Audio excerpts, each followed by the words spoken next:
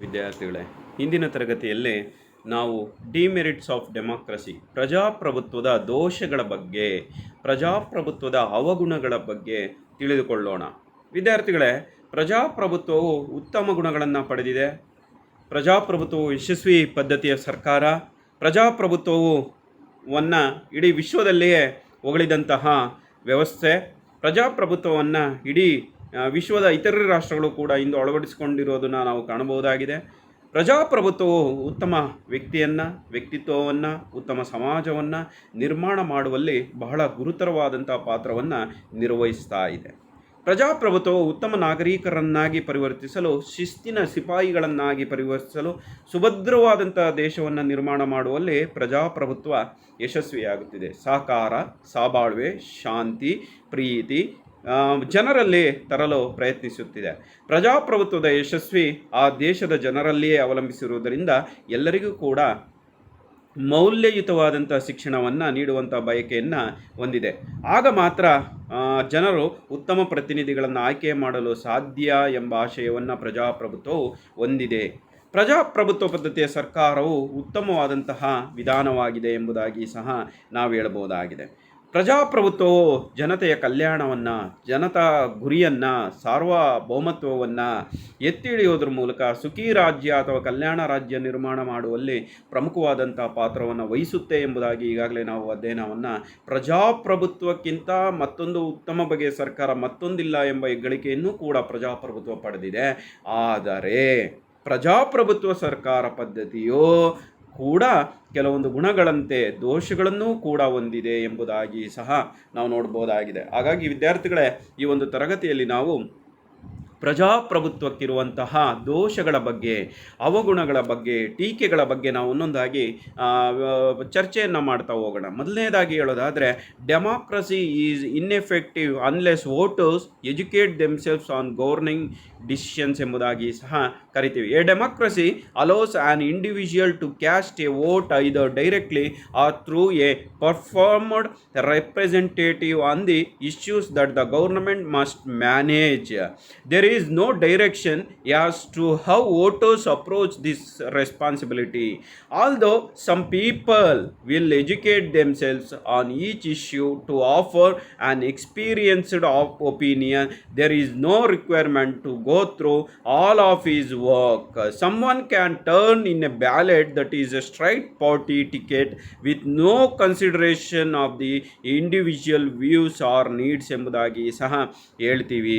S, ಎಲ್ಲಿಯವರೆಗೆ ಶಿಕ್ಷಣ ಇರೋದಿಲ್ಲ ಮತದಾರರಿಗೆ, ಅಲ್ಲಿಯವರೆಗೆ ಪ್ರಜಾಪ್ರಭುತ್ವ ಯಶಸ್ವಿಯಾಗಲಿಕ್ಕೆ ಸಾಧ್ಯನೇ ಇಲ್ಲ ಎಂಬುದಾಗಿ ಸಹ ಹೇಳಬಹುದಾಗಿದೆ. ಪ್ರಜಾಪ್ರಭುತ್ವ ಯಶಸ್ವಿಯಾಗಲಿಕ್ಕೆ, ಪ್ರಜಾಪ್ರಭುತ್ವ ಉತ್ತಮವಾದಂಥ ವ್ಯವಸ್ಥೆಯನ್ನು ನಿರ್ಮಾಣ ಮಾಡಿಕೊಳ್ಳಿಕ್ಕೆ ಮತದಾರರು ಜಾಗೃತರಾಗಬೇಕು, ಮತದಾರರು ಶಿಕ್ಷಣವನ್ನು ಪಡೆಯಬೇಕು. ಆಗ ಮಾತ್ರ ಪ್ರಜಾಪ್ರಭುತ್ವ ಯಶಸ್ವಿಯಾಗುತ್ತೆ.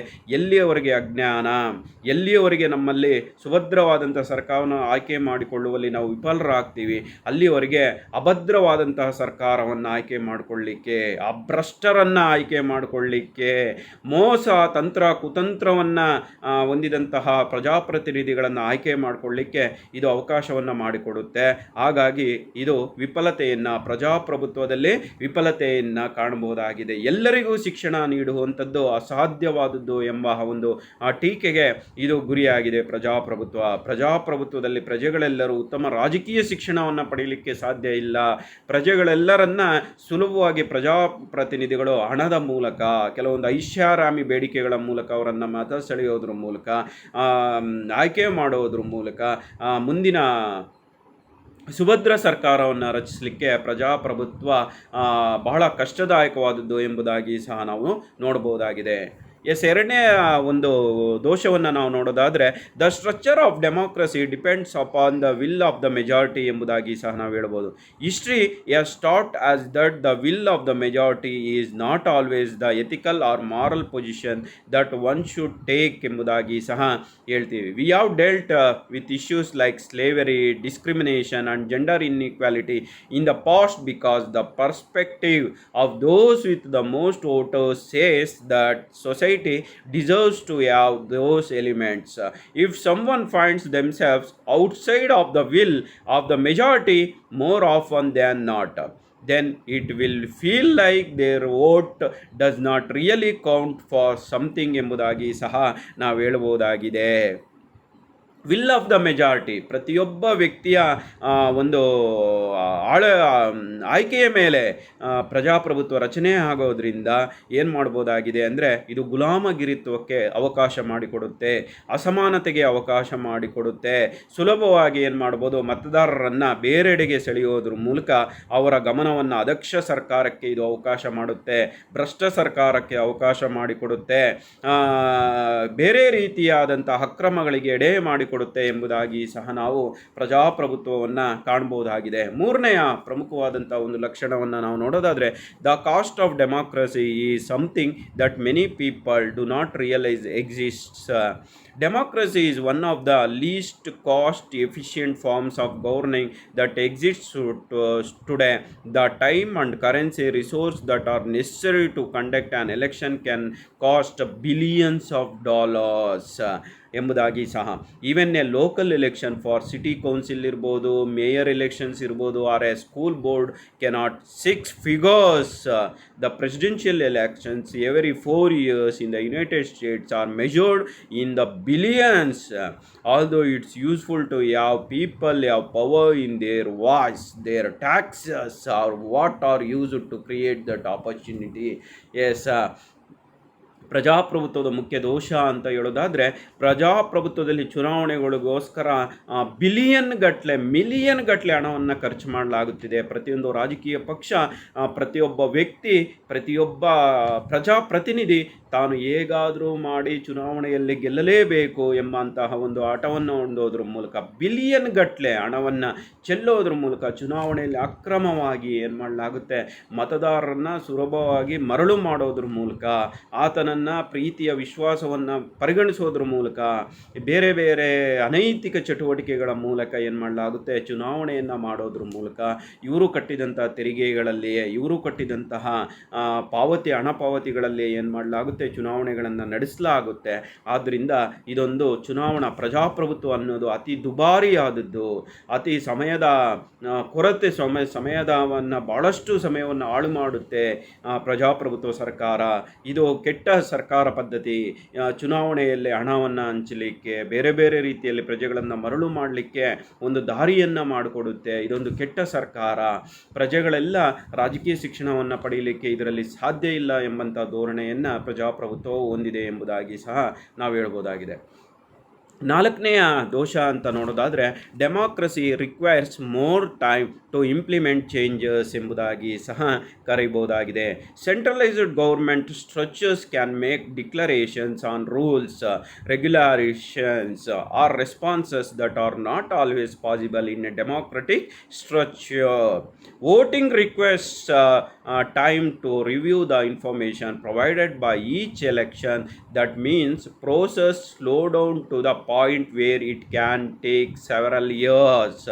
To create significant changes, there may only be 1 to 2 legislative bills that come through is an entire session that go behind the typical budgets, committees and nominations that official manage ಎಂಬುದಾಗಿ ಸಹ ನಾವು ಹೇಳ್ಬೋದಾಗಿದೆ. ಎಸ್, ಡಿಕ್ಲರೇಷನ್ಸ್ ಇರ್ಬೋದು, rules ಇರ್ಬೋದು, regulations ಇರ್ಬೋದು, ಆಮೇಲೆ responses ಇರ್ಬೋದು. It's in a democratic structure. Voting request, time of review ಎಂಬುದಾಗಿ ಸಹ ಇಲ್ಲಿ ಪ್ರಮುಖವಾದಂತಹ ದೋಷವನ್ನು ನಾವು ನೋಡ್ಬೋದಾಗಿದೆ. And then another one, fifth point is it can require individual voters to accept an entire mandate for a single issue.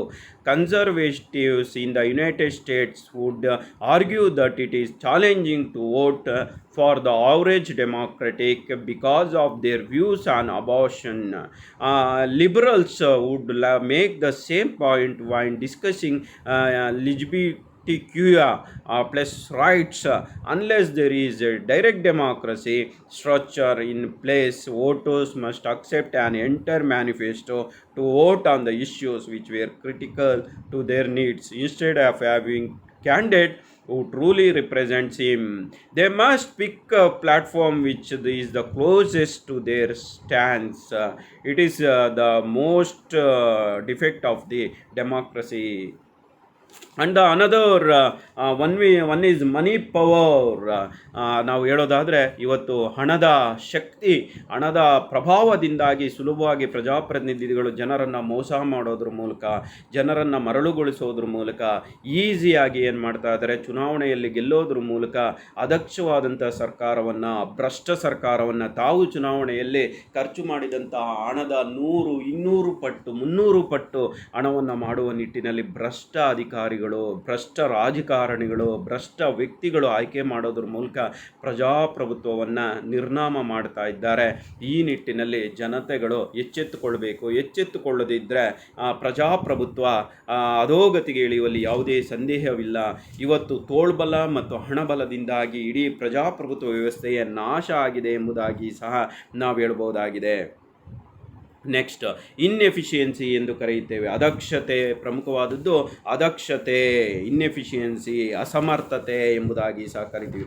ಪ್ರಜಾಪ್ರಭುತ್ವ ಸರ್ಕಾರಗಳಲ್ಲಿ ಅನಾನುಭವಿಗಳು, ಅಜ್ಞಾನಿಗಳು ಅಧಿಕಾರವನ್ನು ಹೊಂದಿದ್ದು ರಾಜ್ಯದ ಹಿತಾಸಕ್ತಿಗೆ ಹಾನಿಯುಂಟು ಮಾಡುವಂತೆ ಆಡಳಿತ ನಡೆಸುತ್ತಾರೆ. ಪ್ರಪಂಚದ ನಾನಾ ರಾಜ್ಯಗಳಲ್ಲಿರುವ ಪ್ರಜಾಪ್ರಭುತ್ವ ಸರ್ಕಾರಗಳು ಜನತಾ ಕಲ್ಯಾಣವನ್ನು ಸಾಧಿಸುವಲ್ಲಿ ಸಂಪೂರ್ಣವಾಗಿ ವಿಫಲಗೊಂಡಿದ್ದು ಅಯೋಗ್ಯ ಮತ್ತು ಅಸಮರ್ಥರ ಸರ್ಕಾರ ಎಂಬ ಟೀಕೆಗೆ ಒಳಗಾಗಿದೆ ಎಂಬುದಾಗಿ ಸಹ ನಾವು ನೋಡಬಹುದಾಗಿದೆ.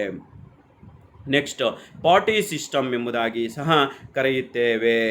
ಪಾರ್ಟಿ ಸಿಸ್ಟಮ್, ಪಕ್ಷ ಪದ್ಧತಿ ಎಂಬುದಾಗಿ. ಇವತ್ತು ಪಕ್ಷ ಪದ್ಧತಿಗಳು ನಾಯಿ ಕೊಡೆಗಳಂತೆ ಆಗುತ್ತಿದ್ದು ಹಲವಾರು ರೀತಿಯಾದಂತಹ ಪಕ್ಷಗಳು ಉಗಮ ಆಗುತ್ತಿದ್ದು ಅವರವರ ಪಕ್ಷದ ಹಿತಾಸಕ್ತಿ, ಧ್ಯೇಯ ಸಾಧನೆಗಳಿಗೋಸ್ಕರ ಇಡೀ ಪ್ರಜಾಪ್ರಭುತ್ವ ವ್ಯವಸ್ಥೆಯನ್ನೇ ಕೊಲೆಗಟಕು ರೀತಿಯಲ್ಲಿ ಮಾಡುತ್ತಿದ್ದಾವೆ.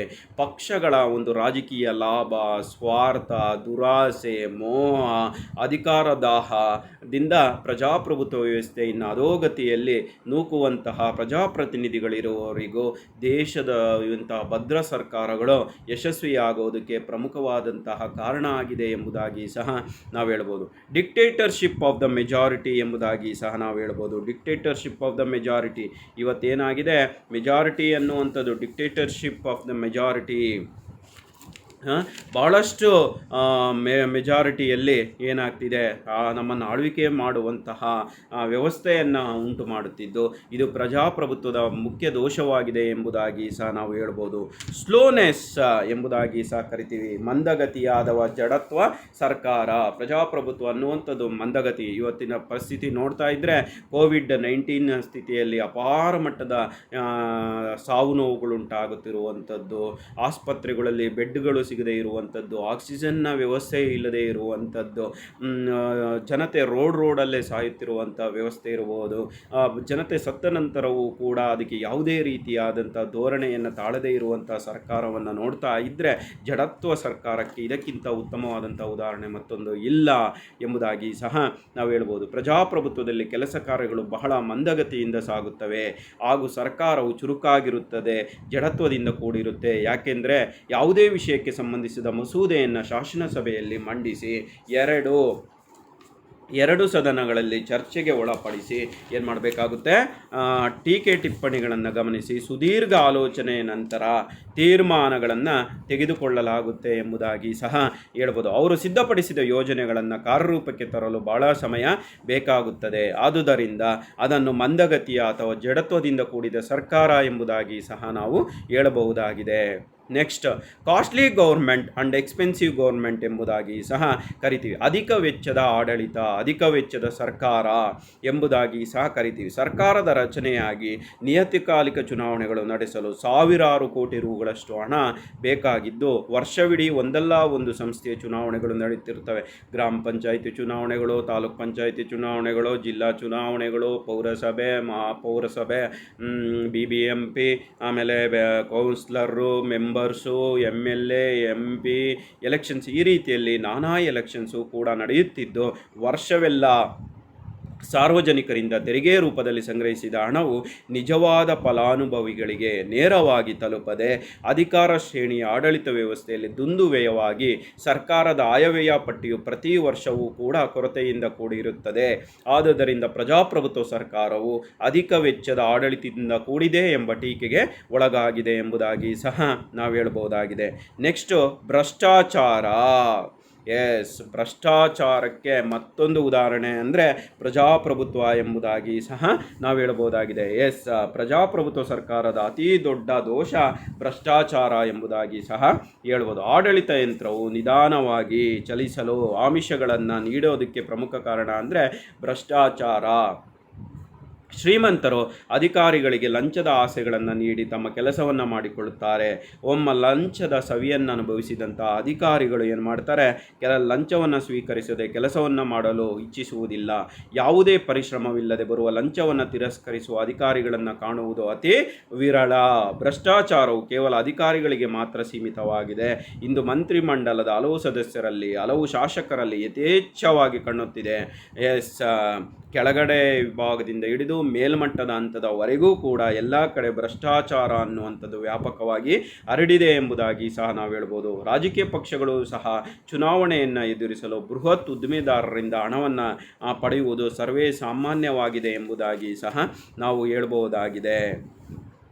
ಮತ್ತೊಂದು ಅಂಶ ಅಂತ ಹೇಳೋದಾದರೆ ಪೀಪಲ್ ಪವರ್ ಈಸ್ ಓನ್ಲಿ ಮೈತ್ ಎಂಬುದಾಗಿ ಸಹ ಕರೆಯುತ್ತೇವೆ. ಪೀಪಲ್ ಪವರ್ ಈಸ್ ಓನ್ಲಿ ಮೈತ್, ಜನರಲ್ಲಿ ಅಧಿಕಾರವಿರುವುದು ಕೇವಲ ಭ್ರಮೆ ಎಂಬುದಾಗಿ ಸಹ ಕರೆಯುತ್ತೇವೆ. ಪ್ರಜಾಪ್ರಭುತ್ವ ಸರ್ಕಾರಗಳಲ್ಲಿ ರಾಜ್ಯದ ಪರಮಾಧಿಕಾರವು ಪ್ರಜೆಗಳಲ್ಲಿರುತ್ತದೆ. ಇಲ್ಲಿ ಪ್ರಜೆಗಳೇ ಪ್ರಭುಗಳು ಎಂಬ ಮಾತು ಒಂದು ಕಟ್ಟುಕತೆಯಾಗಿರುತ್ತದೆ.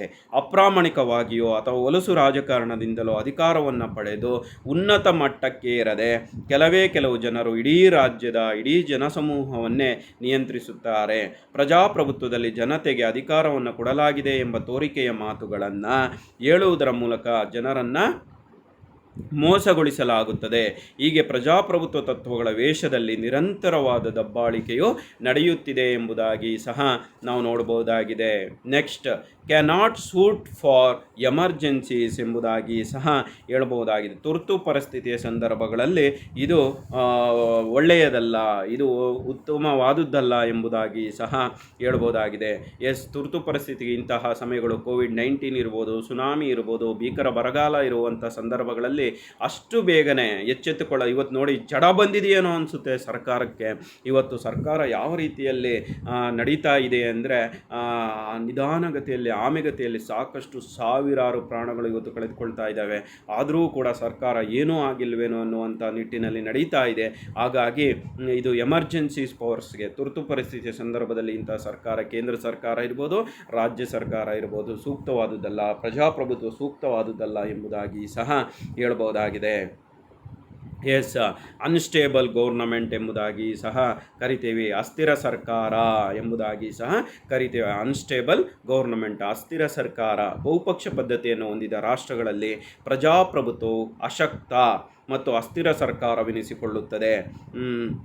ಬಹುಪಕ್ಷ ಪದ್ಧತಿಯಲ್ಲಿ ಸಮ್ಮಿಶ್ರ ಸರ್ಕಾರವನ್ನು ರಚಿಸುವ ಸಾಧ್ಯತೆಗಳಿದ್ದು, ವಿವಿಧ ರಾಜಕೀಯ ಪಕ್ಷಗಳ ಭಿನ್ನಾಭಿಪ್ರಾಯಗಳಿಂದ ಸರ್ಕಾರಗಳು ಕುಸಿದು ಬೀಳುವ ಸಾಧ್ಯತೆಗಳಿರುತ್ತವೆ. ಹೆನ್ರಿ ಮೇನ್ ರವರ ಪ್ರಕಾರ ಎಲ್ಲ ಮಾದರಿಯ ಸರ್ಕಾರಗಳಲ್ಲಿ ಪ್ರಜಾಪ್ರಭುತ್ವ ಮಾದರಿಯೇ ಹೆಚ್ಚು ಅಸ್ಥಿರ ಮತ್ತು ಅದಕ್ಷ ಸರ್ಕಾರವಾಗಿದೆ. ಉದಾಹರಣೆ, ಭಾರತದಲ್ಲಿ 1979, 1989, 1996, 1998, 1999, 2004 ಚುನಾವಣೆಗಳಲ್ಲಿ ಯಾವ ಪಕ್ಷಕ್ಕೂ ಬಹುಮತ ಲಭ್ಯವಾಗದೆ ಸರ್ಕಾರಗಳು ಅಸ್ಥಿರವಾಗಿರುವುದನ್ನು ನಾವು ಕಾಣಬಹುದಾಗಿದೆ. ಮುಂದಿನ ಒಂದು ಅವಗುಣ ಅಂತ ಹೇಳೋದಾದರೆ the rule of the rich ಎಂಬುದಾಗಿ ಸಹ ನಾವು ಕರಿತಾ ಇರ್ತೀವಿ. The rule of the rich ಅಂದರೆ ಶ್ರೀಮಂತರಲ್ಲಿ ಆಳ್ವಿಕೆ ಅನ್ನುವಂಥದ್ದು ಏನು ಮಾಡಿದೆ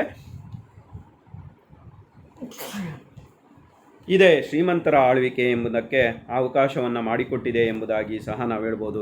ಇವತ್ತು ನಮ್ಮನ್ನು ಆಳ್ವಿಕೆ ಮಾಡುತ್ತಿರುವಂಥ ಎಲ್ಲರಿಗೂ ಕೂಡ ಶ್ರೀಮಂತರೇ ಹೆಚ್ಚಾಗಿ ಚುನಾವಣೆಗಳಲ್ಲಿ ಭಾಗವಹಿಸೋದ್ರ ಮೂಲಕ, ಹಣವನ್ನು ಸುರಿಯೋದ್ರ ಮೂಲಕ, ಅವರು ಏನಾಗಿದೆ ಆಯ್ಕೆ ಆಗೋದ್ರ ಮೂಲಕ, ಇಡೀ ದೇಶವನ್ನು ಕೊಳ್ಳೆ ಹೊಡೆಯುವುದ್ರ ಮೂಲಕ ಪ್ರಜೆಗಳ ಕಷ್ಟ ಸುಖಗಳು ಶ್ರೀಮಂತರಿಗೆ ಅರಿವಾಗೋದಿಲ್ಲ ಎಂಬುದಾಗಿ ಸಹ ನಾವು ಹೇಳ್ಬೋದಾಗಿದೆ. ಎಸ್, ಎಕ್ಸ್ಟ್ರಾ ವ್ಯಾಗೆನ್ಸ್ ಎಂಬುದಾಗಿ ಸಹ ಕರಿತೀವಿ. ಎಕ್ಸ್ಟ್ರಾ ವ್ಯಾಗೆನ್ಸ್ ಎಂಬುದಾಗಿ ಸಹ, ಎಕ್ಸ್ಟ್ರಾ ವ್ಯಾಗೆನ್ಸ್ ಕೂಡ ಪ್ರಜಾಪ್ರಭುತ್ವದ ದೋಷಗಳಲ್ಲಿ ಪ್ರಮುಖವಾದದ್ದು ಎಂಬುದಾಗಿ ಸಹ ನಾವು ಧನಿಕರ ಆಳ್ವಿಕೆಯನ್ನು ಮಾಡುವಂಥದ್ದು, ಪ್ರಜಾಪ್ರಭುತ್ವದಲ್ಲಿ ಧನಿಕರ ಅಥವಾ ಶ್ರೀಮಂತರ ಆಳ್ವಿಕೆಯನ್ನು, ರಾಜಕೀಯ ನಾಯಕರ ಆಳ್ವಿಕೆಯಾಗುವಂಥದ್ದು, ಇವರು ಸ್ವಂತ ಹಿತಾಸಕ್ತಿಯನ್ನು ಕಾಪಾಡಿಕೊಳ್ಳೋದಕ್ಕೋಸ್ಕರ ಪ್ರಯತ್ನಿಸುತ್ತಾರೆ. ಹೆಸರಿಗಷ್ಟೇ ಜನರ ಸರ್ಕಾರ, ಆದರೆ ವಾಸ್ತವಿಕವಾಗಿ ಬಹುಸಂಖ್ಯಾತರ ಹೆಸರಲ್ಲಿ ಅಲ್ಪಸಂಖ್ಯಾತರ ಧನಿಕರ ಆಳ್ವಿಕೆ ಇಲ್ಲಿ ನಡೆಯುತ್ತೆ ಎಂಬುದಾಗಿ ಸಹ ನಾವು ನೋಡ್ಬೋದಾಗಿದೆ. Yes, next we have to see about the difference between the theory and the practice ಎಂಬುದಾಗಿ ಸಹ ನಾವು ಕಾಣಬಹುದಾಗಿದೆ. ಸಿದ್ಧಾಂತ ಮತ್ತು ಆಚರಣೆಯಲ್ಲಿ ವ್ಯತ್ಯಾಸವನ್ನು ಕಾಣುವಂಥದ್ದು, ಸಿದ್ಧಾಂತ ಮತ್ತು ಆಚರಣೆಯಲ್ಲಿ ವ್ಯತ್ಯಾಸಗಳನ್ನು ಕಾಣ್ತಾ ಇರುವಂಥದ್ದು. ಪ್ರಜಾಪ್ರಭುತ್ವದಲ್ಲಿ ಸಿದ್ಧಾಂತ ಮತ್ತು ನೈಜ ಕಾರ್ಯಾಚರಣೆಯಲ್ಲಿ ವ್ಯತ್ಯಾಸವನ್ನು ಕಾಣುತ್ತೇವೆ. ಭಾಳಷ್ಟು ಪ್ರಜಾಪ್ರಭುತ್ವ ಸರ್ಕಾರಗಳು ಪ್ರಜಾಸತ್ತಾತ್ಮಕ ತತ್ವಗಳ ಪ್ರಕಾರ ಆಡಳಿತವನ್ನು ನಡೆಸುವುದಿಲ್ಲ. ಕೇವಲ ವೇದಿಕೆಯ ಮೇಲೆ ಭಾಷಣಗಳಲ್ಲಿ ಜನತಾ ಪರಮಾಧಿಕಾರ, ಜನತಾ ಕಲ್ಯಾಣ, ಸಾರ್ವಜನಿಕ ಸಮ್ಮತಿ ಮತ್ತು ಟೀಕೆ ಟಿಪ್ಪಣಿಗಳಿಂದ ನಡೆಯುವ ಸರ್ಕಾರ ಎಂದು ಹೇಳಲಾಗಿದೆಯೇ ವಿನಃ ಇಂದಿಗೂ ಕೂಡ ತತ್ವಗಳು ಯಾವ ರಾಷ್ಟ್ರಗಳಲ್ಲಿಯೂ ಕಾರ್ಯರೂಪಕ್ಕೆ ಬಂದಿಲ್ಲ ಎಂಬುದಾಗಿ ಸಹ ನಾವು ನೋಡಬಹುದಾಗಿದೆ. Next one, the importance of quantity rather than the quality ಎಂಬುದಾಗಿ ಸಹ ಕರೆಯುತ್ತೇವೆ. ಎಸ್, ಇಲ್ಲಿ ಇಂಪಾರ್ಟೆನ್ಸು ನಾಟ್ ಎ ಕ್ವಾಂಟಿಟಿಗಲ್ಲ, ಕ್ವಾಲಿಟಿಗೆ, ರಾದರ್ ದ್ಯಾನ್ ದ ಕ್ವಾಲಿಟಿಗೆ ಕೊಡಲಾಗೋದಕ್ಕೆ ಸಾಧ್ಯ ಇಲ್ಲ. ಡಿಮೆರಿಟ್ಸ್ ಒಂದು ಬಹಳ ಪ್ರಮುಖವಾದಂತಹ ದೋಷ ಎಂಬುದಾಗಿ ಸಹ ನಾವು ಇಲ್ಲಿ ಕಾಣಬಹುದಾಗಿದೆ. Yes, next, incompetence and indifferent peoples ಎಂಬುದಾಗಿ ಸಹ ಜನತೆಯ ಅಯೋಗ್ಯತೆ ಮತ್ತು ಉದಾಸೀನತೆ ಇವತ್ತು ಪ್ರಜಾಪ್ರಭುತ್ವ ಈ ಮಟ್ಟದಲ್ಲಿ ಒಂದು ವಿಫಲವಾಗಲಿಕ್ಕೆ ಹೌದು, ನಮ್ಮ ಉದಾಸೀನತೆ ಇದಕ್ಕೆ ಯಾರು ಪ್ರಶ್ನೆ ಅಂತ ಮಾಡ್ಕೊಳ್ಳೋದಾದರೆ ನಿಜವಾಗೂ ವಿದ್ಯಾರ್ಥಿಗಳೇ ನಾವೇ. ನೀವು ಇಂದಿನ ಯುವಕರೆಲ್ಲ ಯೋಚನೆ ಮಾಡಬೇಕಾಗುತ್ತೆ. ನಿಮ್ಮ ಮತದಾನ ಬಹಳ ಅಮೂಲ್ಯವಾದದ್ದು. ನಿಮ್ಮ ಮನೆಯಲ್ಲಿರುವಂತಹ, ನಿಮ್ಮ ಪಕ್ಕದಲ್ಲಿರುವಂಥ, ನಿಮ್ಮ ಊರಿನಲ್ಲಿರುವಂಥ, ನಿಮ್ಮ ತಾಲೂಕಿನಲ್ಲಿರುವಂತಹ, ನಿಮ್ಮ ಜಿಲ್ಲೆಯಲ್ಲಿರುವಂತಹ, ನಿಮ್ಮ ರಾಜ್ಯದಲ್ಲಿರುವಂಥ ಎಲ್ಲ ಜನತೆಗೂ ಒಂದು ಸಂದೇಶ ಕೊಡಿ. ಮತದಾನ ಅನ್ನುವಂಥದ್ದು ಕಡ್ಡಾಯವಾದದ್ದು, ಮತದಾನ ಅನ್ನುವಂಥದ್ದು ಬಹಳ ಪವಿತ್ರವಾದದ್ದು, ಮತದಾನ ಅನ್ನುವಂಥದ್ದು ಬಹಳ ಶ್ರೇಷ್ಠವಾದದ್ದು. ಅದನ್ನು ಕೇವಲ ದುಡ್ಡಿಗೋಸ್ಕರವೋ ಯಾವುದೋ ಆಮಿಷಕ್ಕೋಸ್ಕರ ನಮ್ಮನ್ನು ಮಾರಿಕೊಳ್ಳದೆ ದೇಶವನ್ನು, ಸುಭದ್ರವಾದಂಥ ದೇಶವನ್ನು ಕಟ್ಟೋಣ, ಸುಭದ್ರವಾದಂಥ ರಾಜ್ಯವನ್ನು ಕಟ್ಟೋಣ, ಸುಭದ್ರವಾದಂತಹ ಒಂದು ಭವಿಷ್ಯ ಉಳ್ಳಂತಹ ಒಂದು ಭವ್ಯ ಭಾರತವನ್ನು ಕಟ್ಟೋಣ ಅನ್ನುವಂಥ ಆಶಯವನ್ನು ಎಲ್ಲರಲ್ಲೂ ಸಾರಿ ವಿದ್ಯಾರ್ಥಿಗಳೇ. ಎಸ್, ಪ್ರಜಾಪ್ರಭುತ್ವದ ಪ್ರತಿಪಾದಕರು ಜನತಾ ಪರಮಾಧಿಕಾರಕ್ಕೆ ಹೆಚ್ಚಿನ ಮಹತ್ವವನ್ನು ನೀಡಿದ್ದರೂ ಕೂಡ ಸಾಮಾನ್ಯ ಪ್ರಜೆಗಳಿಗೆ ಪರಮಾಧಿಕಾರವನ್ನು ಚಲಾಯಿಸುವಷ್ಟು ಯೋಗ್ಯರಾಗಿಲ್ಲ. ಗೊಂದಲಮಯ ಸರ್ಕಾರ, ವಿಜ್ಞಾನ ಮತ್ತು ಕಲೆಯೇ ಸಾಮಾನ್ಯ ಜನರ ಗ್ರಹಣ ಶಕ್ತಿಗೆ ನಿಲುಕದ ವಿಷಯವಾಗಿ ಉಳಿದೆ. ಸಾಮಾನ್ಯ ಜನರು ರಾಜ್ಯ ರಾಜಕಾರಣದಲ್ಲಿ ಪಾಲ್ಗೊಳ್ಳುವಂತಹ, ಅದರ ಯೋಚನೆ ಮಾಡುವಂಥ ಜ್ಞಾನವನ್ನು ಹೊಂದಿರುವುದಿಲ್ಲ.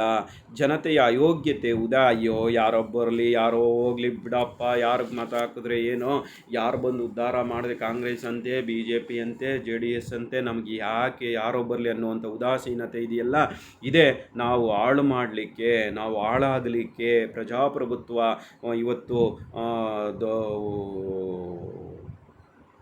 ನಾಶ ಆಗಲಿಕ್ಕೆ ಪ್ರಮುಖ ಕಾರಣ ಆಗಿದೆ ಎಂಬುದಾಗಿ ಸಹ ಹೇಳ್ಬೋದಾಗಿದೆ ವಿದ್ಯಾರ್ಥಿಗಳೇ. ನಂತರದ ಪ್ರಮುಖ ದೋಷ ಅಂತ ಹೇಳೋದಾದರೆ ಪ್ರಾಂತೀಯ ಹಿತಾಸಕ್ತಿಗಳಿಗೆ ಆದ್ಯತೆಯನ್ನು ನೀಡಿರುವಂಥದ್ದು.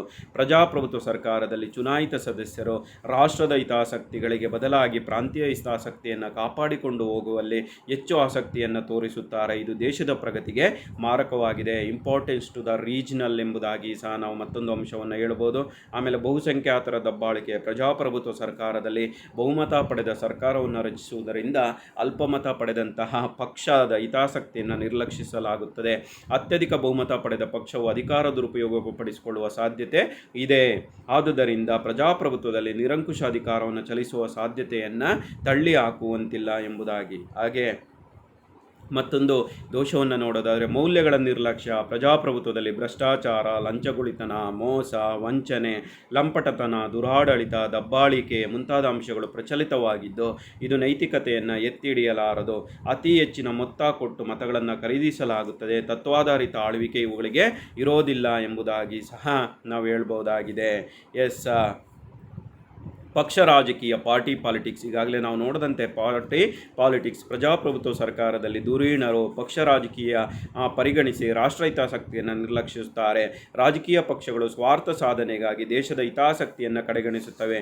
ಶಾಸಕಾಂಗದಲ್ಲಿ ಬಹುಮತ ಪಡೆದ ಪಕ್ಷ ಒಮ್ಮೊಮ್ಮೆ ಜನಾಭಿಪ್ರಾಯವನ್ನು ಬದಿಗಿಟ್ಟು ಅಧಿಕಾರ ದುರುಪಯೋಗಪಡಿಸಿಕೊಳ್ಳಲು ಸಾಧ್ಯ ಆಗುತ್ತದೆ. ಇದು ರಾಷ್ಟ್ರದ ಏಕತೆ ಮತ್ತು ಭದ್ರತೆಗೆ ಧಕ್ಕೆ ಉಂಟಾಗುತ್ತೆ ಎಂಬುದಾಗಿ ಸಹ ನಾವು ಇಲ್ಲಿ ನೋಡಬಹುದಾಗಿದೆ.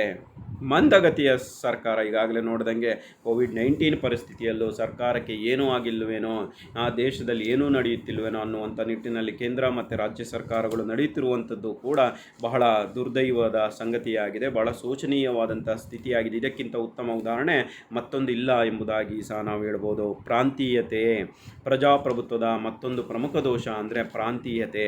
ಪ್ರಾಂತೀಯ ಭಾವನೆಯನ್ನು ಹುಟ್ಟು ಹಾಕ್ತಾ ಇದ್ದಾವೆ, ಪ್ರೋತ್ಸಾಹಿಸ್ತಾ ಇದ್ದಾವೆ. ರಾಷ್ಟ್ರೀಯ ಭಾವನೆ ಮತ್ತು ದೇಶದ ಹಿತಾಸಕ್ತಿಗಿಂತ ಪ್ರಾದೇಶಿಕ ಭಾವನೆ, ರೀಜನಲ್ ಬ್ಯಾಲೆನ್ಸ್ಗೆ ಬಹಳ ಹೆಚ್ಚಿನ ಒತ್ತನ್ನು ನೀಡ್ತಾ ಇರುವಂಥದ್ದು ಎಂಬುದಾಗಿ, ಪ್ರತಿಯೊಬ್ಬರೂ ಜಾತಿಯ ಆಧಾರದ ಮೇಲೆ ಪ್ರತಿನಿಧಿಸುತ್ತಾ ಇಡೀ ದೇಶದ ಸಾರ್ವಭೌಮತ್ವಕ್ಕೆ ಧಕ್ಕೆಯನ್ನು ಉಂಟು ಜಾತಿ, ಮತ, ಲಿಂಗ, ವರ್ಣಕ್ಕೆ ಹೆಚ್ಚಿನವಾದಂಥ ನನ್ನ ಜಾತಿಯವನು, ನನ್ನ ಪಕ್ಷದವನು, ನನ್ನ ಬಣ್ಣದವನು, ನನ್ನ ವರ್ಣದವನು ಅನ್ನುವಂತಹ ಎಲ್ಲಿಯವರೆಗೂ ಜಾತಿ ಇರುತ್ತೆ ಅಲ್ಲಿಯವರೆಗೆ ದೇಶ ಉದ್ಧಾರ ಆಗೋದಿಲ್ಲ ವಿದ್ಯಾರ್ಥಿಗಳೇ. ಪ್ರತಿಯೊಂದು ರಂಗದಲ್ಲೂ ಕೂಡ ಇವತ್ತು ಜಾತಿ ಮಾರಕವಾಗಿ ಬೆಳೆಯುತ್ತಾ ಇದ್ದು ಇದು ಪ್ರಜಾಪ್ರಭುತ್ವಕ್ಕೆ ಮಾರಕವಾಗಿದೆ ಎಂಬುದಾಗಿ ಸಹ ನಾವು ಹೇಳಬಹುದಾಗಿದೆ. ಪ್ರಜಾಪ್ರಭುತ್ವದ ಮೇಲಿನ ಎಲ್ಲ ಟೀಕೆ ಅಥವಾ ದೋಷಗಳನ್ನು ನೋಡಿದಾಗಲೂ ಕೂಡ no doubt democracy as exist is most of the countries today. ಮೇಲಿನ ಎಲ್ಲ ದೋಷಗಳಿದ್ದರೂ ಕೂಡ ಪ್ರತಿಯೊಂದು ವಿಧಾನದಲ್ಲೂ ಅರಸೊತ್ತಿಗೆ ಇರ್ಬೋದು, ಶ್ರೀಮಂತ ಪ್ರಭುತ್ವ ಇರ್ಬೋದು, ಅಧ್ಯಕ್ಷೀಯ ಪ್ರಜಾಪ್ರಭುತ್ವ ಇರ್ಬೋದು, ಅಧ್ಯಕ್ಷೀಯ ಪದ್ಧತಿಯ ಸರ್ಕಾರಗಳು ಇರ್ಬೋದು, ಪ್ರಜಾಪ್ರಭುತ್ವ ಸರ್ಕಾರ ಪದ್ಧತಿ ಇರ್ಬೋದು, ಪ್ರತಿಯೊಂದರಲ್ಲೂ ಕೂಡ ಗುಣಗಳಿರುವಂತೆ ದೋಷಗಳು ಇರುತ್ತೆ.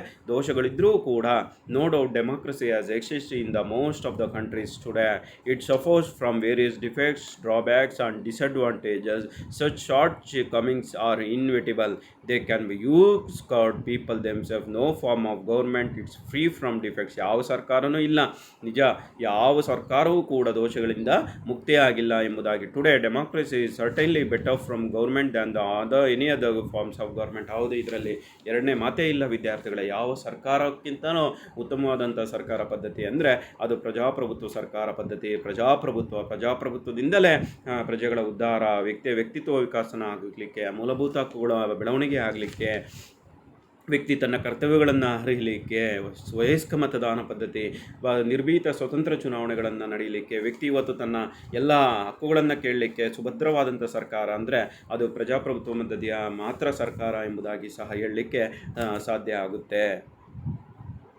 ರೆಫರೆನ್ಸನ್ನು ನಾವು ನೋಡೋದಾದರೆ political theory Rajeev Bhargava and Ashok Acharya, principles and political theory A C. Kapoor, contemporary political theory J C. Johari, political theory V D. Mahajan, political theory R C. Agarwal, political theory B K. Gokhale, political theory doctor Meena Deshpande, ರಾಜ್ಯಶಾಸ್ತ್ರ ಹಾಲಪ್ಪ, ರಾಜ್ಯಶಾಸ್ತ್ರ P S. Gangadhara, political theory doctor K J. Suresh ಅವರ ಪುಸ್ತಕಗಳನ್ನು ನೀವು ಅಧ್ಯಯನ ಮಾಡಬಹುದಾಗಿದೆ. Thank you.